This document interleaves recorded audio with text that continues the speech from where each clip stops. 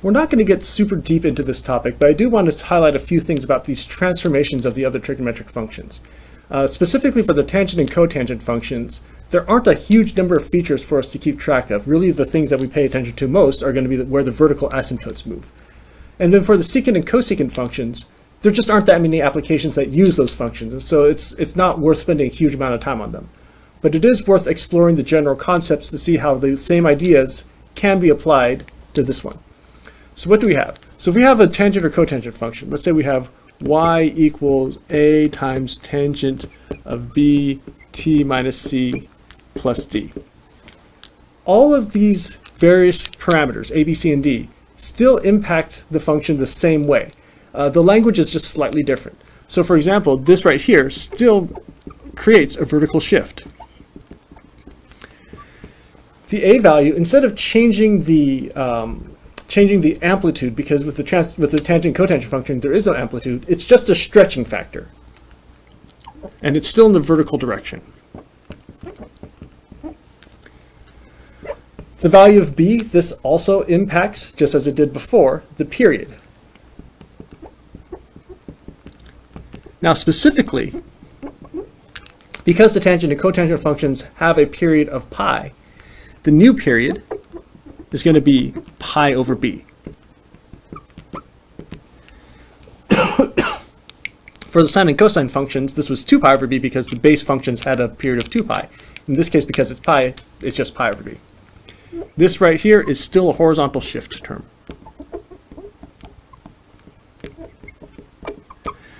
Now, there is a little bit of nuance here with the horizontal shift because we talked about last time it sort of shifted to where the quote-unquote start of the function is. For this, in this case, we're actually just focusing on where 0 is. This actually shifts the location of that 0, and then we build out the function from there. So for the tangent, that's kind of in the middle of the shape. So for the tangent function, that point right there is your anchor point. And then for the cotangent function, it's actually that vertical asymptote at 0. That is your anchor point. But that's the point that you move in this horizontal shift term. So like I said, we're not going to spend a lot of time on this because it's not central to what we're doing, but it is useful to see the comparison and the ideas in this new context. We're going to do 2 examples. Graph y equals -2 tangent pi times t minus 1 plus 1, and y equals -2 cotangent pi times t minus 1 plus 1. And you'll notice that these two have a very similar form. The only thing that's different is the tangent turning into a cotangent. Over here we have the graph of the base functions. Notice that they both have period pi. The tangent function goes through the origin and has its vertical asymptotes at -pi/2 to pi/2. It's also an increasing function. The cotangent function is decreasing on the interval from 0 to pi and passes through 0 at pi/2. Okay, so let's think about this. How are we going to graph these functions? Well, we have to think about the same features. We have a midline. The midline is at y equals 1. We also have to think about the horizontal shift. Now remember, this horizontal shift is to the anchor point at the x equals 0. So in this case, the origin, or in this case, that vertical asymptote there. The horizontal shift is going to be 1 to the right. We have to think about the period. Now remember, the b value is not the period. The b value is related to the period. The period is going to be pi over b. And this is a pi over b instead of 2 pi over b because the period of tangent and cotangent is pi. Pi over pi is just 1. And then we have the vertical stretch and flip component. It's negative, so it is going to be flipped. And then the stretch factor, well, it's harder to plot these with a decent stretch factor unless you also include some additional points. We're really not going to worry about that. So it's going to be stretch vertically by 2 and flip. Okay, so now we have all this information. Let's go ahead and graph the first one. So the first one is the tangent function. Here are coordinate axes. Okay, so let's go through this. Midline, y equals 1. So we'll plot y equals 1.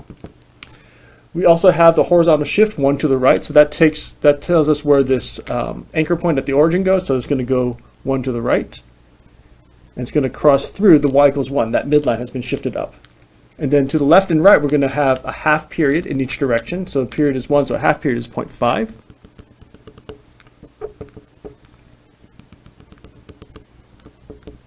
Like that. Now stretch vertically by 2 and then flipped. So again, if we really wanted to, at pi over 4, the tangent function is equal to 1. Tangent of pi over 4 is equal to 1. And so you could actually plot those points and make this a more precise graph. But again, for this class, for me, it's not so important to do that. The important thing here is, however, the flipping, because that affects how the shape is. So we're going to go down like that. That is a vertical asymptote. And then, of course, once we have this one period, we know that's going to keep repeating. The period is 1, so we'll go one more this way, so that's negative 0.5, and one this way is going to be 2.5.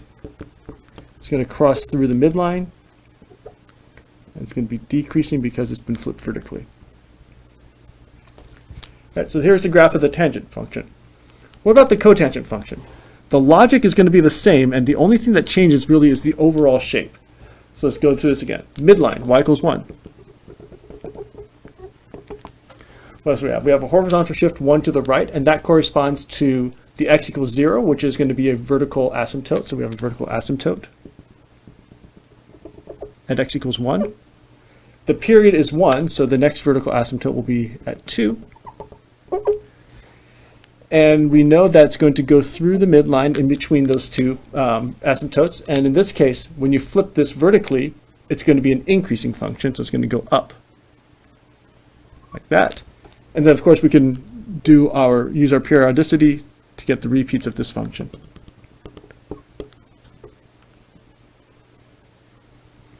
Right. So the ideas here are very similar to what we've seen before. The shapes are different, and there are a couple of minor differences, such as the period changing. But basically, the same ideas hold as we did when we're looking at the sine and cosine functions.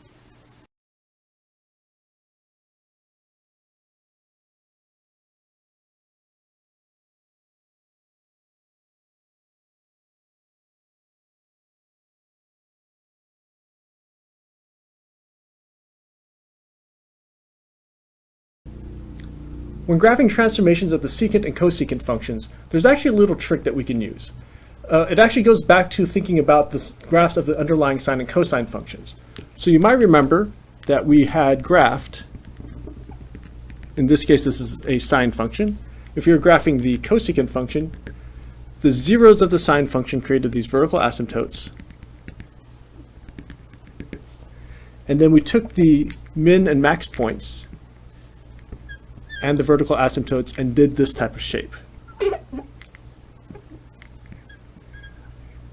It turns out that this same approach will work for any of the transformed secant or cosecant functions. So let's say you had the graph of cosecant of b times t minus c plus d. If you wanted to graph this, you would actually first sketch out the graph of a sine b t minus c plus d, and then grab your min and max functions, the min and max values of this function, and then graph these sort of U-shaped things above and below, and make sure you graph your vertical asymptotes through the midlines, through where this crosses the midline of your sine function. So here's an example. Graph 3 secant of 2t minus 1.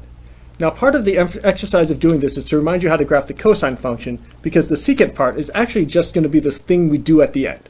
And so let's look at 3 cosine of 2t minus 1. And let's think about the various bits and pieces that we need. Well, we're going to have to eventually get our key values all put together, but let's focus on this part first. Where is our midline going to be? That's easy to graph. It's going to be at negative 1. Right. Now, there is no horizontal shift because there's no c term there. The b value is 2, which means that the period is going to be 2 pi over 2, which is pi, which also means that our quarter period is going to be pi over 4. So we're going to use pi over 4 increments to mark off this x-axis, or I guess t-axis.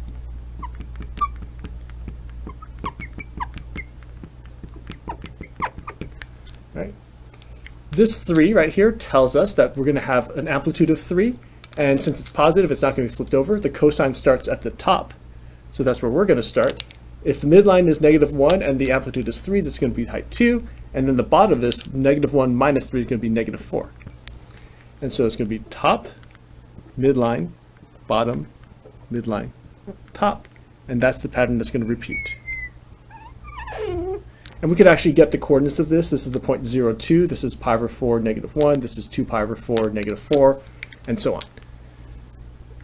So now what we need to do is we need to turn this into a graph of the secant function. How are we going to do that? Well, the way that it works is that we're first going to graph our asymptotes, and the asymptotes happen through the points where we cross our midline. Then we're going to take our max and our min values, and then just create the shape of the graph going this way. So there'll be another asymptote over here, and in fact that asymptote will happen at negative pi over 4, and you could do the same thing right here, and so on. And so you can see, really it just comes down to graphing the sine or cosine function, and then you just do this little thing at the end to turn this into a secant graph.